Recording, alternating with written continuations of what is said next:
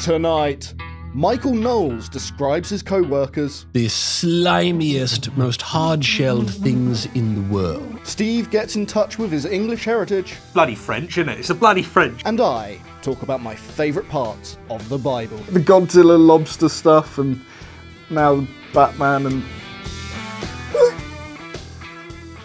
Why, hello, my fellow apes. And welcome back to LowFruit, where I go rummaging through my wardrobe for t-shirts that don't have misspellings on it, because otherwise that's all you talk about. Hey, that's how we got the engagement. It made up for you bringing up you-know-who. I didn't on the last one. Yeah, I know, but because you brought it up, you needed to make up for getting us, you know, some engagement, some response, something good for the channel. And so if you wear shirts that have the wrong spelling, we get all the comments, and then we're all good. I'm telling you, we got 7 viewers now. All 7 viewers absolutely adore it. Now, at least one of those is going to be going, shut up and get on with it. No, So, they're not. let us have a look at what we're going to be talking about today. So, Reese, what have we got? We've got Captain Cringe responding to some videos, and we're going to respond to him responding to some videos. That's a very fair way of putting it. If you want a little bit of icing on that shit cake, we have Michael Knowles of the Daily Wire reacting to atheist TikTok, and yet it's not atheist TikTok that he's reacting to primarily. It's actually the atheist experience, which we get to, and it's a clip of Richard Dawkins, quite a famous clip of Richard Dawkins. That's true. The most TikTok thing about this video is his editing. So he's called it, you know, responding to TikTok editing in order to justify the kind of edits you're about to see. But I guess that's what you need to know. You're going to get into this absolute incredible cringe. You are most welcome. Now, you know, the atheists came out and said the atheists have to vote against Christian nationalism as if their lives depended on it. Great start. Great start. Did you note how... The tweet had nothing to do with what he was... Yeah. This is Daily Wire. This is so he said that we have to vote to stop Christian nationalism, and neither of the posts that he said anything about Christian nationalism. No. So, great start. He's lucky, though, because I do think we need to vote against Christian nationalism. Oh, yeah. Dude, if I was a Christian, I would be voting against Christian nationalism. It's such a bastardization of the message of Christ. You know, like all the people that... They say, listen, we're championing Jesus. They're just incredibly insufferable compared to what Jesus evidently was like, you know? Yeah. Well, bad start, Michael, but let's see what else you've got for us. And you know that the edgy Reddit tier atheists who have become unwitting... You attacked? Somewhat. I mean... I got the bit. And I've got a sword. It's not a katana, but I have got a sword. So between us... Oh, it's not a katana? Between us, no. What sword is it? It's a longsword. Medieval longsword. That doesn't count. That's actually but you got edgy atheist, right? You got katanas, okay. But my sword has 2 edges. A katana only has 1, so I'm edgier. Yeah, but this is where you are, and that's why you're an agnostic. that's where you're at. I don't have any pillows of what's that, Mikasa from Attack on Titan. And if you did, you wouldn't mention it on LowFruit, would you? So you know, maybe, no, I certainly wouldn't. I certainly wouldn't record myself holding one. No. He's got the good hat as well. You know, you got to give it to him. Who have become unwitting Satan worshippers or putting up idols all over state capitals. Notice me, senpai. Notice me. Satan worship. Yeah. He doesn't know anything about the Satanists, does he? This is Gothics level stuff. But there is something, I should have stirred this off screen. There is something quite interesting here, and that is that I'm stirring a cup. Christianity in their statues is the notice me senpai thing? Of course it is. It's very much notice me. They walk around with crucifixes on their neck. Yeah. Notice me. And the fish on the back of the car. Fish on the back of the car. Yeah. Notice me. It's like projection's unreal. Now, when it comes to, first of all, conflating atheism with Satanism, genius, well done. Second of all, what's going on with Satanism? Well, if you have it so that you should have a secular society, as the founding fathers of the United States wanted and set up the United States to be, then you shouldn't have religion getting involved in the government like it currently is, like a lot of Christians such as Michael Knowles wants it to do. And so what they're doing is finding clauses and loopholes so that they can sneak their Jesus. They call it Jesus smuggling. They're smuggling Jesus into the science class, into schools in general, just trying to cram Jesus right in there. And if you're going to have that, then the Satanists can have their goat statues. That's it. So, well, this is it. It's like, how do you fight against that as an atheist? Well, one of the ways you can do it is go, actually, I am religious. And what I'm going to do is I want my religion of Satanism to go involved, and I'm going to use exactly the same clauses that you Yeah, use. because here's the thing. You know when they do all like the atom statues and stuff, that doesn't offend anyone. No. Satan statue does. Precisely. And that's the entire point. That's the entire point. Is to get you to recognise that this isn't wanted. Yeah, so, notice me. Anyway, Professor Jacob has found some atheist Reddit tier videos to get our brains firing. You said in a speech famously that I think a case can be made that faith is one of the world's great evils, comparable to the smallpox virus. Quite spicy. I mean, very, very typically spicy for Richard Dawkins, and very typically not TikTok. That's a thing. But harder to eradicate. I do think that, yes. Because what I'm talking about there is faith, where faith means belief in something without evidence. Because if you believe something without evidence, then that justifies anything. I don't know why he's done the weird edit and started laughing, because I think I do. What Dawkins has said is true. I think that's why they went a bit weird with the editing here. If you can distract the viewer by having, like this noise and something falling through the roof, when Michael goes on to misrepresent Dawkins... He's already implemented this idea that it's silly. One, it's silly because of the editing, but two, it's distracting from what Richard's actually saying.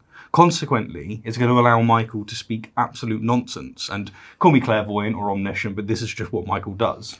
Because let's just get into it very, very quickly. Faith is essentially a replacement for evidence. It is trusting something that you can't prove. This is what's so difficult and so much of a pain in the arse in this conversation. So there's, just as like you've got various words for theory. Oh yeah, there's lots of definitions. For that. And that is... The problem that we're seeing here, because you could use faith in such a way as to say, high trust. I have high trust that those that are telling me that, the age of the earth is 4.2 million or 4.8, I forgot. But if, you get the point. I get the point. Because you've got several different definitions of faith that can be used here. One of them is essentially trust. Yeah, high confidence, high trust. Yeah. But the thing is, the trust is justified. Yes. So, for instance, you might say, I have faith that the Earth is a certain age. Now, what's really being, what's really going on there? Well, you have trust in the authorities, but you don't just randomly have trust in the authorities. It's not like you hope they've got it correct and that's it. Rather, what's going on is you have really good reason to put your trust in these experts. And the reason being is because of their reliability, the way that they get all the other things right that you do happen to know enough about to be able to verify. Whereas then you have religious faith, which is where you, as we've seen with like the precept stuff, normally what happens is a theist will give you their arguments. And if you're able to show, look, these arguments are not sufficient for what you think they prove, or even, they don't work, they'll end up going, okay, well, I have faith. Yeah. Or presup will be the way to hide the faith. Unjustified trust. Yeah, it's unjustified. Faith is believing in something when you don't have sufficient evidence for doing so. And even the Bible says this. It's things hoped for. Yes, yeah. Trust in things hoped for. So it's just being convinced of something you want to be true. Yes. Hebrews 11, if I'm not mistaken. Faith is... the substance of things hoped for, the evidence of things just not as you seen. just said. Yeah, that's it. Good. Yeah. It's literally... it's when you say it's this, and it's the evidence of things not seen. That bit where he says the evidence of things not seen is kind of saying faith is the replacement for evidence. Faith is what you need when you haven't got any evidence for things you can't witness. Yeah. And that's the Bible. This is how most Christians understand it. It's amazing because you've got the Daily Wire with Ben Shapiro going, facts don't care about your feelings. And then you have Michael Knowles, part of the Daily Wire, as a Christian who's echoing this concept of faith, which is straight up the opposite of that declaration. So he thinks that what Richard Dawkins here has said is wrong. Wow. I'm sure he will. So let's see then what his objection is. You're no longer vulnerable to somebody coming back at you and saying, hang on a minute, let me argue the case. If you believe it without evidence, which is what faith is, then you don't argue the case. You say, no, I'm not arguing that case. This is my faith. It's mine. It's private. I don't dissent from it. I don't retreat from it. You're just going to have to accept it. Now, that is evil. Yes, I said that pork chops. What's he doing? He's trying to sound posh British. But you can't I even have do to that. say, it's a very bad But job. that's not of doing even a posh that's not even English how accent. Richard sounds, is it? You see, you have to understand. Richard sounds very posh to a lot of people. You know? He's posh, but he hasn't got the. This is almost he's trying to do. Look, he's even doing it with his face, where Doing you the like face, the lower the right? jowls. Lower the- Yeah. You do- But what's he talking about? Pork chops. He's going to go for an analogy. He's really freaking good at analogies. Oh, he's really Reece. good at analogies. Really good. Enjoy. Well, yes, I said that pork chops. Pork chops are the slimiest, most hard-shelled things in the world. No, that's you. Slimy and hard-headed. Is the editing just to hide? Is the editing here is just to hide how cringe this is, isn't it? I think you're right about, if we can distract the viewer, then they won't necessarily hear what's being said. It's like, this is so bad, but we can go, we'll just try something new. Because I don't really know what he's doing here right now. Listen, we got to hear about his pork chops, okay? By which I mean, by pork chops, I mean lobster tails. Yes. When I say pork chops, I mean lobster tails. And that is why my argument that they're slimy and hard-shelled is so persuasive. It's true if you start with a false premise, then you can... Ironically, it's kind of the point that he thinks he's making. What's the false premise? Well, the false premise he's coming at here is he's going to be saying Richard has an ill-conceived concept of faith. So this is like the Mott and Bailey that theists do. They want to use... Listen, faith means... Like, they go, look, faith means having, good trust in something, reasonable trust in it. And then you go, okay, well, can you give me, where your reasonable trust is? But the problem is that when you ask for the reasonable trust, they move from this weak position that they can't defend because they just don't have the evidence for it. They move into the vicinity of going, well, faith is, the evidence of things not seen. But even when you've got, trust in something, you can be let down. I have faith that today you're not going to spill a drink on me. We'll see. But am I justified in that? Definitely not with the number of times you've actually managed to do it. I have faith that there's no spelling errors on your top. Let me check. Come on, we actually do need to check. If this is a spelling mistake in Japanese, that would be incredible. But he's actually demonstrating his point. If you start with a false premise, you can end up just about anywhere. But he has a false premise. So just on the, yes, you can believe in anything with faith, I have faith that Godzilla exists. Yeah, if you was to say that, I can go, does that mean that you have reasonable, evidenced belief? Are you justified in your credence? There is documentation of Godzilla. Right. Okay. I mean, and he's showing some of it right now. What's funny is this is actually where a lot of theists go. They go, no, we've got the Bible. There's evidence of Jesus. Like, we've got these copies of the Bible, etc., and as if that justifies, beliefs. We've got original copies of Godzilla. Bush and, we've got original copies of We Godzilla. don't have original copies of the Bible. There you go. My faith in Godzilla is far more justified. The premise that faith is believing something without evidence. That's not what faith is. Faith is the substance of things hoped for and the evidence of things unseen. So, For goodness sake. Literally what Richard said then. He's like, no, he's going off a false premise, Reece. What he said is actually completely correct. Again, the substance of things hoped for. That is... I want this to be true. Mm-hmm. The evidence of things not seen. My wanting this to be true is in placement of having proof for it. Yeah. That's what that means. That's what it is. And the thing is God being hidden does so much theological work for the theist. Like, they praise it as a good thing because, if you did know that God exists, then you might not, do the right thing for the right reasons. You'll do it because of fear of hell, or you'll be doing it because you know that God exists. And who is it who's told that he shouldn't have doubted? Yep, Thomas. Thomas required evidence, didn't he? Yeah. And he was told that he shouldn't have required the evidence. No, you're not exercising faith in exactly the same way that Richard just said. So when someone is condemned by the Bible for doubting and requiring evidence, and then he says faith doesn't mean not requiring evidence. Another one is he's contradicting the Bible in 2 sentences. Yeah, you know? and you've also got lean not on your own understanding. Yeah, you got Like, that one as well. There's loads and loads of evidence in the Bible that you shouldn't be working on evidence. That's how that works. Now, as for all of the work that's done with divine hiddenness, they're going to want to use that. They're going to want to use that to explain why you can't, see God absolutely everywhere. However, when it comes to this situation, they're essentially saying the opposite. Yep. That's true. Let's take it even further. Theology is faith-seeking understanding. I understand. No, it isn't. I understood to be... No, he's just added faith to... I understood theology to just be the study of religion or God within a religion. Yeah, that's what it is. He's just added faith in... This is the problem with Daily Wire viewers.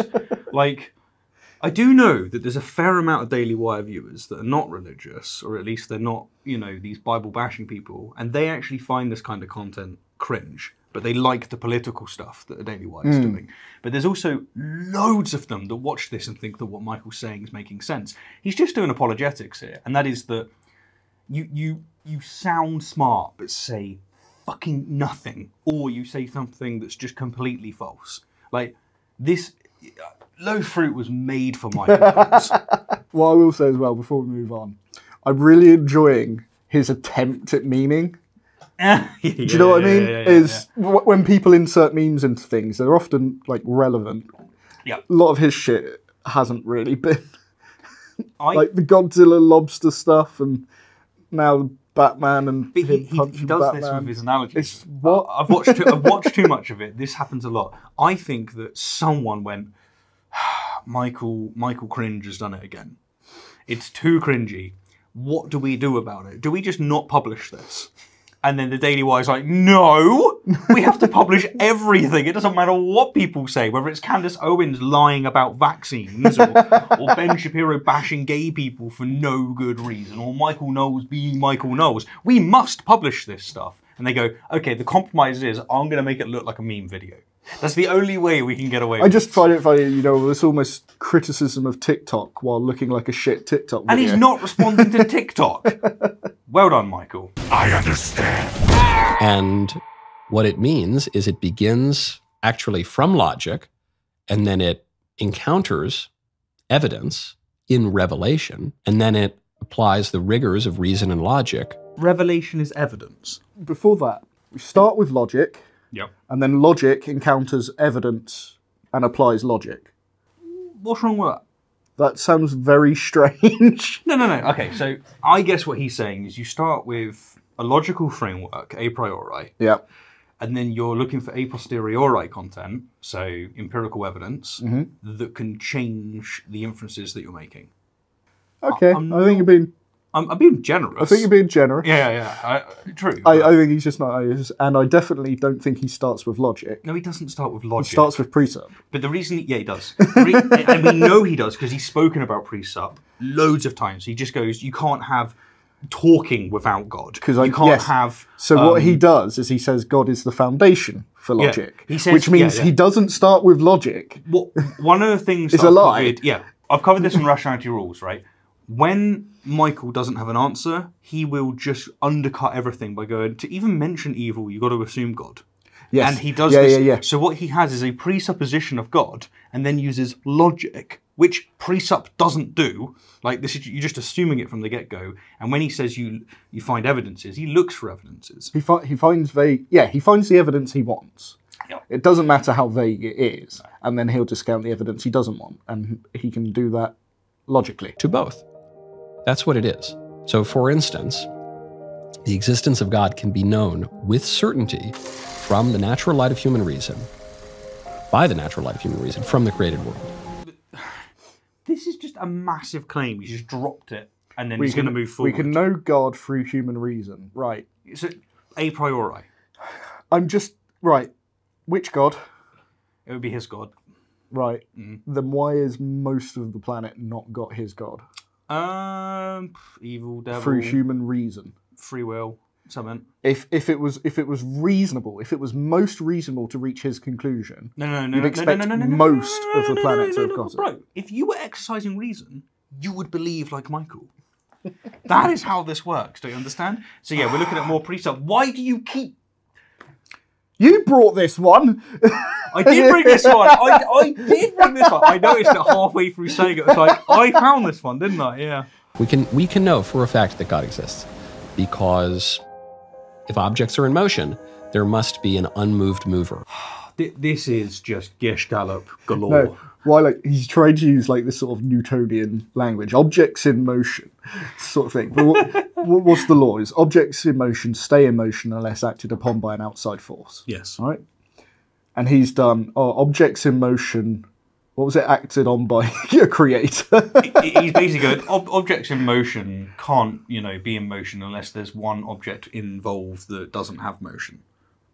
An unmoved mover. Yes. But notice that he's just said... Which isn't what that outside force thing actually says. It doesn't say anything about what the parameters of that thing have to be. And then, again, let's go back to the earliest sort of known thing, right, with the Big Bang. Sure. Okay, so let's say it had to start moving from an outside force. Do we know what that outside force is? No. Do we know the properties of that outside force? Nope. Are we sure an outside force actually existed? No.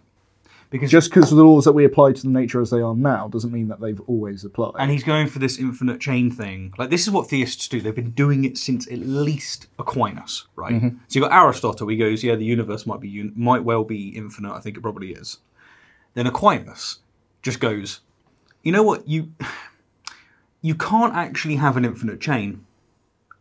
And that's just declared it, Reese. That's it. That's all people do. When he says about like getting there through reason, they just drop this absolute horseshit claim. They rely on their intuition, which, as we know, doesn't work. Yeah. And especially when you're dealing with infinites. Especially when you're dealing with infinites. And then that's it. They move on. So he said about like the premises and stuff earlier on. He just drops this as if it's the case. Now, if you go into metaphysical literature today, you'll be able to find all sorts of kalam and contingency arguments that will actually provide you arguments trying to substantiate that major premise. I don't think any of them work, and frankly, some people do, some people don't. But it doesn't, even if it did work, it doesn't get you to God. It gets you to, okay, there is a necessary being, or okay, there is an uncaused cause. That tells you nothing, nothing about whether or not it's intelligent, cares about who you sleep with, whether or not, it wrote a book with 100 different contradictions. It tells you nothing about any of this kind of stuff. So, but there's just lovely music, jump to conclusions, lovely images. Well, this is the next thing that I wanted to talk about. Right. He's obviously got a lot of pictures of nature and stuff on the screen because he's doing this whole, the world is beautiful. We can know through human reasoning and look at the world. Yeah. But we can do the same thing. We'll get some suitable images. Yeah, we can know through human reasoning and the world around us that God does not exist. Indeed, you can tell. And I can do the exact same assertion. Yeah. You really look at this and you think that an all-loving, all-powerful God would have any hand in any of this. Yep. Theists don't take this seriously, and yet they demand that we take it seriously. Yep.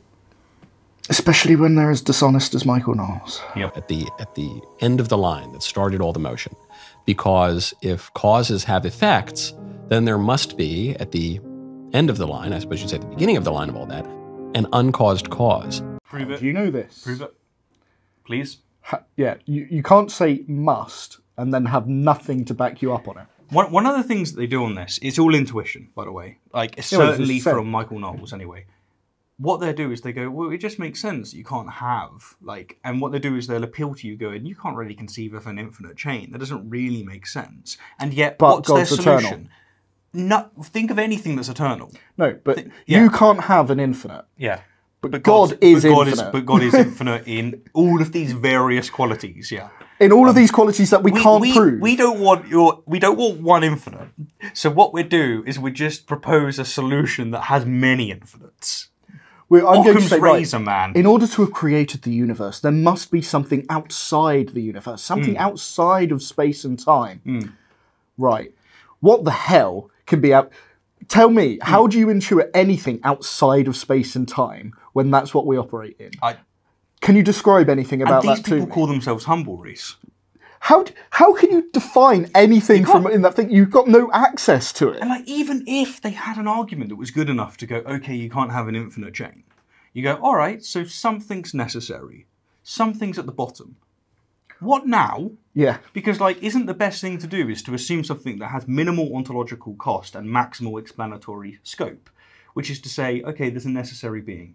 Not by being, you just mean thing. Just thing, yeah, very true, yeah.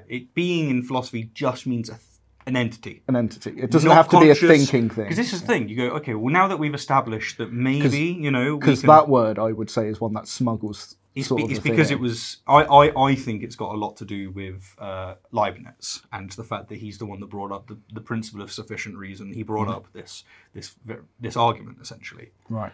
Certainly non-Kalam based ones. He went for contingency based ones. But then even if you establish this, it's just like, okay, well, where do we go from here? If you look at the philosophical literature and you look at how theists try and go from this necessary being to giving it omnipotence, omnipresence, omnibenevolence, any of these traits, immaterial, let alone the Trinity, it is unbelievably opaque just how ill-motivated that entire project is. You have to be someone that's a Christian to be even bothered in that area because there's no motivation for it. Maybe the funny thing to me is they say that something had to start from something pushing it to happen, right? Mm-hmm. And they've decided that it must be intelligent. But we brought up before, almost as a joke, the stone that starts the avalanche. Yeah. Right. Well, an avalanche got started. Now, the only thing that could get that avalanche moving is a conscious thinking being. Do you know what I mean? Is they've applied a thing to it, which... But it's worse. Why? Why has it got to be a conscious thinking being? That there are some entities that are conscious and thinking. You don't know anything that's all-powerful or all-loving. No. Oh, goodness. Just assumptions stacked on assumptions. But if you add nice visuals, nice music, and speak like a condescending... If there is such a thing as perfection in the world, then there must be a highest good, whom we call God. See? Sorry. No, you see? If there exists perfection in the world, then there must be... What do you mean by perfection? Everyone has a different standard for what they would call perfect. Yes. Yeah. And then let's go with a complete without flaws. Right? Let's just go with that. No flaws whatsoever. Can you honestly look at the world and anyone or anything in it and say it's flawless? The thing is the Christian's going to say to you that there is an actual state of perfection. Right. And everyone's disagreements on what is perfect actually comes down to ignorance. If you had the requisite knowledge, there is a state of perfection. So, for instance, Michael Knowles thinks that gay people are not gay. But what you're saying then is if we presuppose that everything we have is perfect, then we can reach the conclusion that it's already perfect. Kind of. But like the theist is going to say, or at least the Christian, they're going to say that there is a state of perfection. And basically, if you knew what God knew, or if you were sufficiently aware of the facts that are involved, you would have the same view as God. You would think that what's happening, what he's ordaining, is just. So what I'm trying to say is, he's saying we have access to perfection, and therefore, because we've got perfection, a being that can create perfection exists. Yeah. No. Right. Yeah. What perfection do we have in this world? This is a massive claim that, again, he won't substantiate. No, he won't. But I'm just trying to follow the thing. If he claimed... Okay, I see. I think I see where you're coming from. So he has to be presupposing here that this is the best of all possible worlds, right? Is that what you're getting at? Kind of. So what I'm essentially doing, he started with the conclusion of God. Mm-hmm. God makes our planet perfect. And because our planet is perfect, we can prove God. Yes. That's kind of what I'm saying he's done. Is he hasn't said the first part, the presupposition, but that's what he's actually done, is he's done this sort of circular thing based on that initial assumption. Yeah, I hear where you're coming from. I'm God. Oh my God, he's God. Remember what I said about cringe editing? Yeah. That doesn't say that the Christian religion can be understood by the light of natural human reason from the created world. Why not? Why not? Yeah. This is God's perfect message. and from a perfect being who wants to communicate with you, with his creation, why would his perfect message not be automatically understood by all humans? Free will, got to test you, The soul thing- building, no, blah, no. blah, blah. Free will talks about choice. Yeah. Knowledge isn't a choice.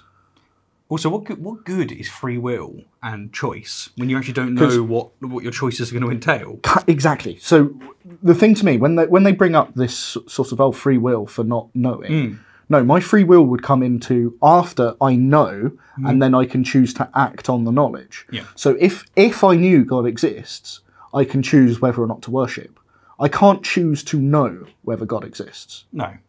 And the free will stuff, when they do that, that really frustrates, because it's not acknowledging the problem, the divine hiddenness problem sort of thing. I think what he might want to say is that, and this is going back like to the Joe stuff and the presuppositional stuff in general, they have this view, or a lot of them do, that atheists do know. Yeah. But the reason why they don't fall to their knees is because they lean on their own understanding. It's because they're arrogant. It's because... But then I would tell you, I know, but I don't think it's a being worth worshipping. No, but they would argue that you're suppressing the truth or something along those lines. Bear in mind that these people believe in talking snakes. I know. A lot of them do. Bear in mind, most of them believe that it's the perfect situation is you and I burning in hell. Yeah. Like, when you're talking with someone that genuinely is convinced that that is the best It's a moral outcome, and just outcome, yeah. like, you have to understand they're not playing the same game of logic as we are. No, It's a different game. There's a role of revelation here as well, but that's not without evidence.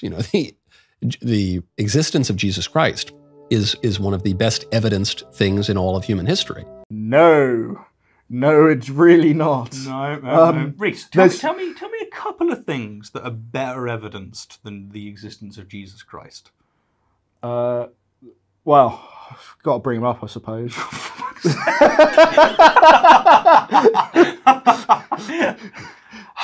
He's failed the Hitler test. Never gonna get bloody monetized, right? Yeah. But seriously, right, I got a task for you later on. You're gonna make the Patreon. It's the only way. Yeah. Right. But in all seriousness, the Holocaust is the most documented thing I think, in history. World War II. World War II in general, but I think even just the Holocaust, because we have accounts from survivors, we have accounts from the officers that were there, we have all the records and stuff. Yeah. Then you've got the photographs, then you've got there's videos, the physical evidence, you've got the locations. We've got the like I say, with just the documentation alone is intense. Yeah. Moving further back and away from Steve's favourite man, we'll go to his other sort of favourite man, who's Julius Caesar. Come on, what's going on? To be honest with you, I do actually quite like Julius. No, Julius Caesar's an interesting character, but he's very well documented. He's very well documented. Why'd you skip Napoleon Bonaparte? I don't know. Come on, man. Yeah. Bloody French, isn't it? It's the bloody French. You're just skipping the French because we had a 100-year war with them. But basically, there is plenty of things that are better documented than Jesus Christ. Now, obviously, in all of those things that we're talking about, they're all natural claims. Yeah, that's the other thing. Like, the claims that are made of Jesus Christ are requiring more evidence. This is Carl Sagan's dragon, right? So, well, let's look at let's take Napoleon, right? So, what's the claims of Napoleon? That he led armies, ran a country. Yeah. Became a leader got again, married, despite being exiled. Got exiled. Yeah. These are all things that we know can happen to human beings. Natural, not massive. We not only know that they can happen to human beings, we know that they do happen to human beings because they still happen today. Yeah. Now, they are exceptional claims, but we have exceptional evidence. But there's enough to suggest that it's possible. Yeah. You don't need faith. Whereas the claims of Jesus, by the very thing of being miracles, they are by definition impossible. And honestly, just to really illustrate this, it is that Carl Sagan's dragon. Because if we said to you, look, over in that corner, we've got a cat. The level of evidence you need to believe us is of a certain degree. But if we said we got a dragon, you need more evidence. That's just the nature of how this works. Yeah, especially if you're claiming that's the way that God created the situation, right? And when he mentions Jesus Christ, well, the Christ is doing the work here. So, for instance, the evidence that a man called Jesus existed back then. Now, this is a still claim debated. that can be debated. I think but it's reasonable. Most scholars think that he probably did exist. Can a man exist? Yes, Yes. Can a man be called Jesus? I think so. I think so. Yeah. Or Yeshua, or whatever it would have been Yeah. in the region. Could they have lived in Bethlehem? Yep. Yeah. Well, that seems pretty likely then. Oh, could he have been killed on the cross? Yeah. Yeah. What else? No, I think those are the pretty, the claims that I'm willing to someone that consider. was around there preaching, I think this is... A human being lived and died, led a cult. Yeah, these are all things that seem perfectly in line with what we can expect from reality. Yep, and as I said, most scholars tend to think that Jesus probably existed. Let's see. Turning water into wine. There's nothing. Have we got any evidence of that ever happening? Oh, the Bible? Anything that we can test? Oh, no. No. Can we replicate? We can't replicate in any way. No. Right. Burning the bush because it wouldn't produce during the time that that God designed it to produce. Any evidence of this miracle? No. No.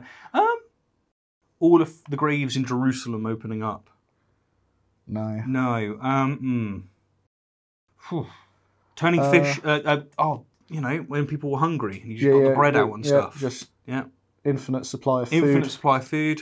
No, there's none of that. Nothing for that. That wasn't really written about. Have we got any evidence of someone who's been dead for 3 days coming back to life? Will you accept the Bible? No. I'm talking. What if I told you that in the Bible, one of them claims 500 witnesses saw it? Is that going to do it? 500 witnesses, Reece. It's really not. God, you atheists are so shut off. Especially, my goodness, 500 witnesses. Especially when there are cults today where thousands of people claim to have witnessed a miracle. No, you don't have to listen to them. Just listen to me. Right. My 500 witnesses. All right, that's how that works. So no, it isn't. It isn't like funny enough, where we said at the beginning, he's doing this equivocation, if you will, between faith as in trust and faith as in actual religious. And now he's doing doing it with historicity. Jesus Christ, historical Jesus versus the theological Jesus. Yes. Yeah. So when you say Jesus is well documented, it's like, yes, you've got the Bible. Yep. But you do also have accounts from the Romans at the time. Yeah. Fine. There's enough to suggest that there was a man leading a group of Jewish followers. Yeah. And also, with the history element, there's also a lot of history that counteracts it. So, for instance, scholars were thinking, okay, we're going to find, something to do with King Herod, and we're going to be able to say Herod, and we're going to be able to say, look, this correlates with him commanding, this incredible death of all the young. One, there's no evidence that that's true. We did find him, though. And then two, he died 4 years before Jesus was born. So how did he command it? Did he resurrect 4 years later? Oh, this is great, actually. So you're talking about the contradictions and stuff. So this happens quite a lot in history because people make different accounts. Now, when I did one of my videos on castles, I had a chap who was William the Conqueror. William the Conqueror. The chap. The chap. Do you mean the chat? William the Conqueror. Yeah. One of the battlefields he was fighting on, in the writings, he was knocked off his horse. Yeah. But now there are two accounts of what happened next in terms of who rescued him and gave him a horse and allowed him to flee. Okay. We don't know which of those is true. So what we know is he was there. Yeah. Or we have enough evidence to suggest he was there. But as for how the he got stories- away, no one knows. We've got evidence for both because we have textual accounts. Now of both imagine that accounts. you need to be convinced of one of those on threat of eternal damnation. Exactly. Or This at is my least point. annihilation. Is when you've got accounts of a Jesus just being a cult leader, and then you've got accounts of Jesus doing magic. Yeah. Which one is more likely? Which chap is more likely? I can't believe they called William the Conqueror. Well, I've got a story about a chap. Yeah, His name's William. The spread of Christianity is pretty good evidence of the truth of Christianity. Oh, come on. So by the same logic, then, the my spread of Islam goodness. is the evidence for the proof of Islam. The fact that Hinduism has existed for 4,000 years is proof. evidence, yeah. I'm sorry, the number of followers does not mean anything with regards to its proof. This is such an interesting, because this is something that is taken seriously by some philosophers and certainly theologians. It's the idea that if something has been believed for a long time, by lots of people. By lots of people, that is actually evidence that it's true. So the fact that a lot of people believe the Earth is flat is evidence that the Earth is flat. Yes, it was. And it kind of is. Like, so that's the way that would work, and that's a good example to go for. If you lived, say, 10,000 years ago, the fact that everyone you bump into, all of the leaders, all of the elders, they're telling you, the Earth is flat, is that evidence that the Earth is flat? That's the question here. No, I wouldn't say it's evidence. It comes under this sort of bracket of common knowledge, but we know that common knowledge is always fucking wrong. Well, that's the interesting thing. So, like, some people with their working epistemology would say that the fact that lots of people believe something is evidence. It's not good evidence. I don't subscribe to that. The idea that it's good evidence at all is crap. But I guess what I would say is whether or not it's evidence, it is crap evidence. So better to me. Yeah. So this is obviously a fallacy, appeal to popularity, right? Yes. One that's a step above that to me is the appeal to authority. Right. Because I can understand that one a little bit more. So if we say, 90-odd% of scientists say that the world formed through the gravitational sort of thing. Yeah. It's, yes, a high percentage of scientists saying that thing gives me confidence to suggest that might be true. Yeah. But lots of just ordinary people that don't study a thing doesn't suggest anything to me. I see where you're coming from. It's the fact that they've studied the field gives credence to it. No, that's a fair point. And I guess in this context, what's being said is that there was no one back then that was studying what shape the Earth is because they just bought it on intuition. Likewise, throughout most of human history, people have just bought miracle claims. They're just a product of their environment. They've bought the miracle claims around them. They've believed in whatever religion, be it Hinduism or Christianity or Islam, whatever they're born into. Which, by the way, if you want a piece of evidence that shows it's not true, that's a strong piece of evidence by my light. Let's take evolution as well, for example, right? Mm-hmm. There are thousands upon thousands of scientists that have studied evolution. Mm-hmm. Okay, and it's constantly being changed and updated in accordance with new information. Why do I believe them? A lot of it is down to the fact that it is so conclusively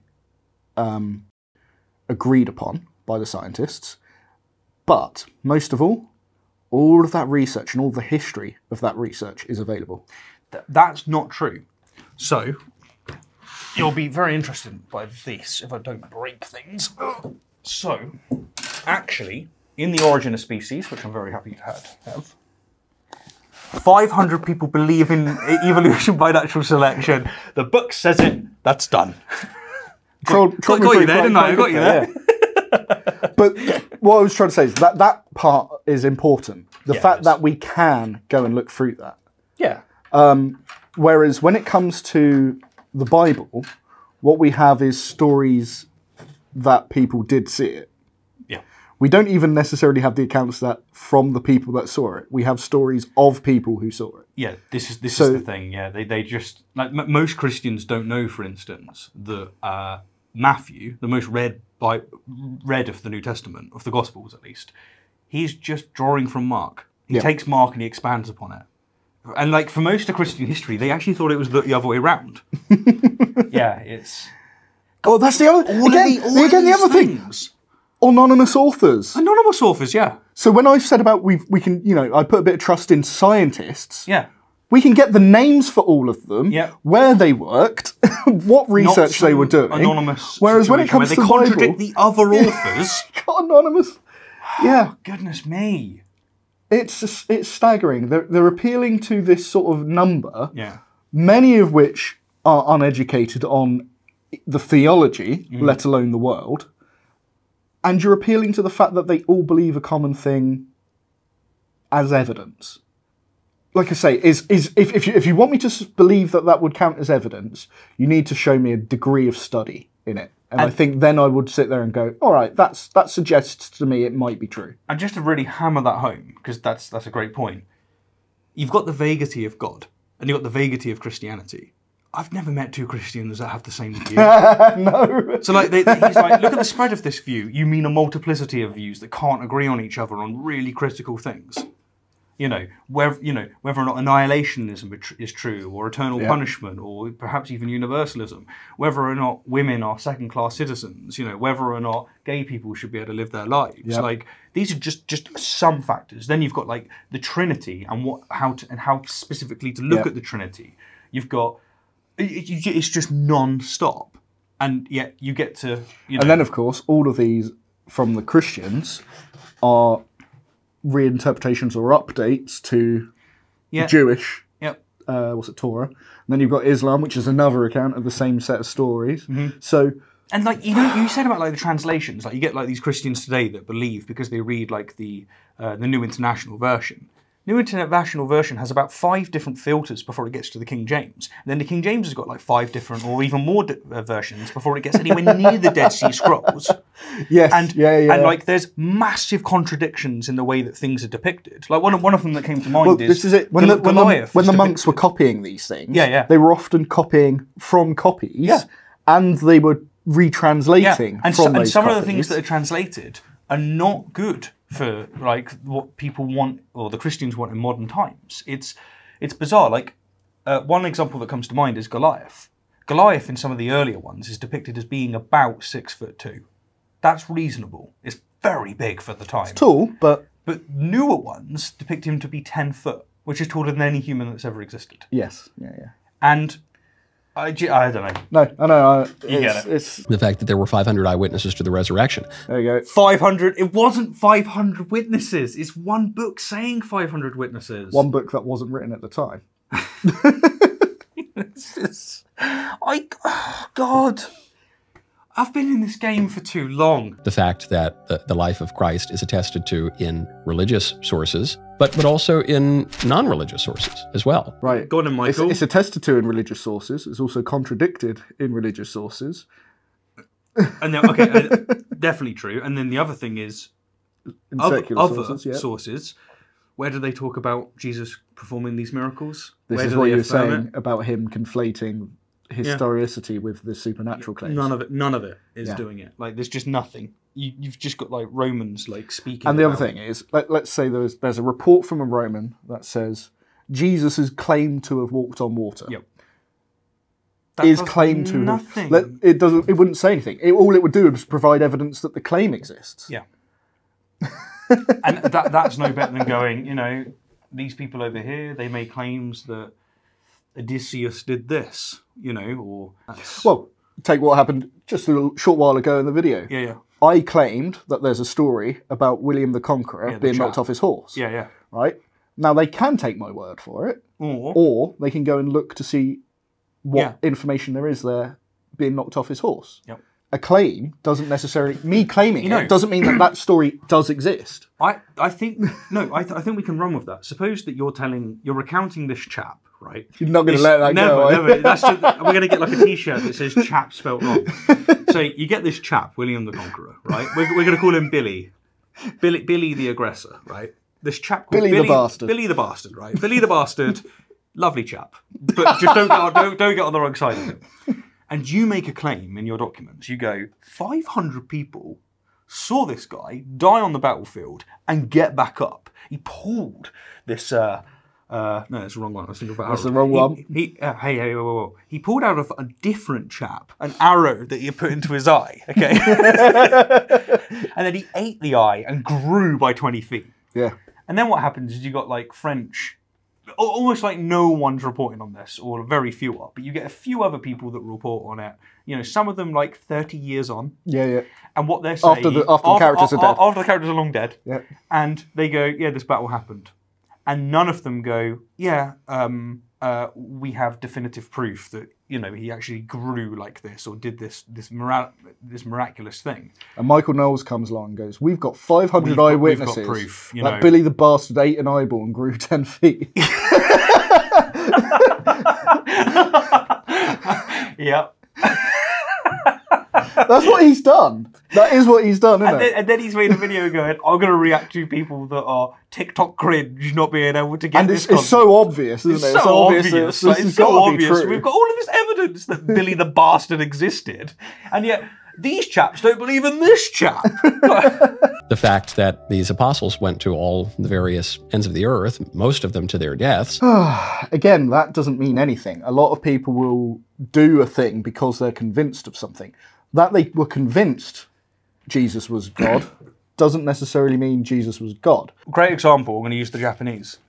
How many Japanese people in World War II, that very documented thing, how many people in Japan died, gave their lives because they believed that their emperor was indeed an incarnation of God? Yeah. Does that prove it, Michael? Yeah. Is that how this works?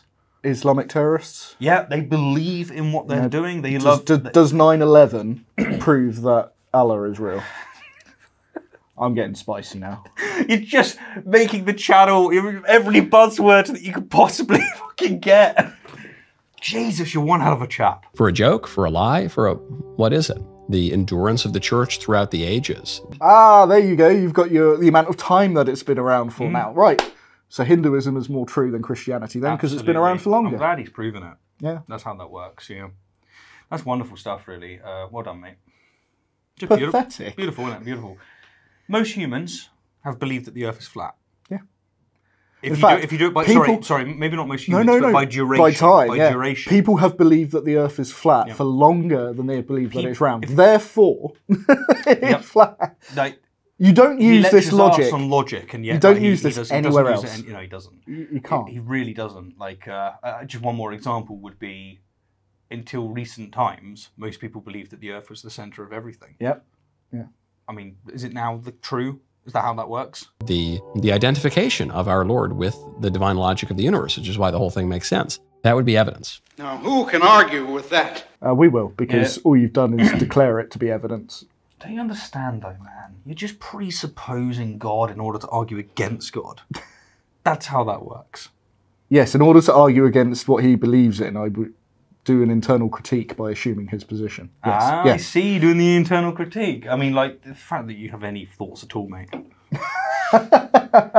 Yeah, it's true. It's true, Richard Dawkins. If my aunt had cojones, she would be my uncle, but that's why we have to start with correct premises. Which he did. You mean the substance of things hoped for, the evidence of things not seen, which means without evidence. This is what's strange, is he said that he's going to be responding to an atheist TikTok. It's not atheist TikTok. He has edited himself like some TikTok maniac kind of thing. Richard said, here's what faith is, and here's why I think it's a disease, a problem. I think faith is dangerous because you can do anything when you can believe anything. Yeah. He's then said, no, Richard doesn't understand. Faith is actually exactly what he just said. And that's been the majority of his video. Yeah. Oh, no. There's been nice, like, music. There's been nice edits. There's been some visuals. There's been, we're all good. No, it's good. It's good. And he mentioned 500 witnesses, Reese. Oh, yeah, loads of 500. You don't have 500 witnesses to Billy the Bastard, do you? About the very terms that we're discussing. Next one. God's necessary for morality, as you said? Yes. Okay. World A. A baby is thrown off a building, and God exists in that world. Okay? Did something wrong happen? Yes. Great. World B. A baby's thrown off a building, and there's no God in that world. Did something wrong happen? Did you notice, again, the editing with the drink? It's just, I swear it's to distract the viewer from actually hearing what he's saying. Yeah. So the idea is someone's obviously called in with this whole thing about objective morality. You don't have objective morality unless you have God. Yeah, right. I'll propose a hypothetical, A and B. The same events occur in both worlds, but in one, God exists, in the other, God doesn't. And he's picked to throw a baby off a building. and he's asked the question, is it bad? So I just want to see what the caller says. Well, most Christians will tell you, if you don't have God, it's just your opinion. That's the way that they go. Generally, they'll say it's only your opinion. Yeah, because they make this assumption that if you didn't have God, you wouldn't have these intuitions and this moral apparatus that you have. So that's the way that they're going to go around it. Which obviously doesn't make sense anyway, because everyone does have different opinions on morality. That's probably where this theist is going to go, to be fair. You throw a baby off a cliff is wrong, no matter what. Oh, okay, so J-Mike's got an easy win here then, because what the guy has just said is you don't actually need God for morality, because in both worlds it's wrong. Yes. So he's still holding to an objective morality, but he's rendered it so you don't need God. But he's rendered it so you don't need God. Easy win for J-Mike. Okay, so God isn't necessary for morality then? That seems like the quickest debunk of a point I think I've ever had on the show. And he slams the win in the basket. That's fair enough. Nice and easy. Are you serious? Man, quit playing with me, man. No, for real, don't play like that. There's no world in which there are babies if God does not exist. Well, I told you earlier that this is the way that he responds. When he doesn't have a response, he'd just go back to just like some presuppositional hogwash like this. He's just said, look, is there a situation? You've got the situation where one of them has God, one of them doesn't. Is the situation morally wrong? Theist says yes. Rather than him saying actually the theist is wrong, which is what he could have went for, he's just went for there is no world, no babies. He's just said I can't engage with your hypothetical. But basically, yeah, he's saying you're presupposing my worldview in order to have any criticism. It's presup again. I know, but I wouldn't even call that a dodge. That's just an inability to engage with a hypothetical. Yeah, it's just when in doubt. That is... Do this. How stupid are you? All he's asking you to do is follow a logical conclusion. If this, then this. And you're like, oh, I can't do that. I can't do that because the fact that you're using if-then inferences, you're presupposing my worldview. Wow, Michael, you've just gone down even lower on my estimation of your intelligence. He's a gangster, dude. Like, look at him. He's got the gangster hat on. This makes him cool with the kids, by the way. This is how they're going to get the kids back. This is how they're going to get the kids. Yeah, this is how they're going to solve the fact that atheism is exploding, or at least non-religious individuals, and Christianity is plummeting. It's because we've got 501 witnesses instead of 500. The idea that if I said to him, if you got up this morning and you didn't have breakfast, would you be hungry? He would turn around and go, but of course I had breakfast this morning. No, he'd go, if there No, he would. That's the analogy of it. Yeah. But of course I had breakfast this morning. And I'm going, yeah, but if you didn't, you'd be hungry, right? Yeah. But I had breakfast this morning. He can't give me a yes or no answer to the question because he doesn't know how to engage with hypotheticals. Yeah, I mean, like, to go further with that food one, and if you've had your meal and you said, look, is the meal tasty? Your full English breakfast. Is it tasty if you have barbecue sauce? Yes. Is it tasty if you don't have barbecue sauce? Yes. Okay, so you don't really need barbecue sauce. You don't understand. You don't understand. You're presupposing that you can't have a breakfast without actually having. There's no world in which speech is intelligible if God does not exist. There's no world in which there are podcasts that can be understood if God does not exist. These are indeed assertions. Let's see if he backs them up. Well, I'm going to make an assertion. He can't. There is no reason to trust the reliability of our faculties of reason. That's the issue. But the reason it's wrong is because there is a moral order if God does not exist. And the moral order was created by God, who does exist, whether the atheists want him to or not. There is a moral order if God does not exist, but it was created by God. That was incoherent, Michael. Do you hear what you just said, Michael? There is no editing that could hide that. That was incoherent. That was incoherent. There is a moral order if God does not exist, and it was created by God. That was in the same... Wow. No wonder he can believe in the Bible. He can say contradictory things in one sentence. It all makes sense now. That's how it works. Unbelievable. Man, that's amazing. Obviously, that's the issue. Well, there we go. The Daily Liar at it again. Yep. Wow.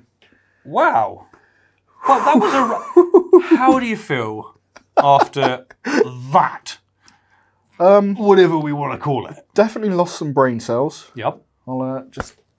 Yep, tap them back in. No, they fell out on the floor. Okay, yeah, Those no, are just, yeah, cool. they were dead. They weren't recoverable. No. Fortunately, God's going to supply me with some new ones. He is indeed. Yeah, I know that's the case. That last part especially is incredible. Did he like melt down? Like, I don't know why.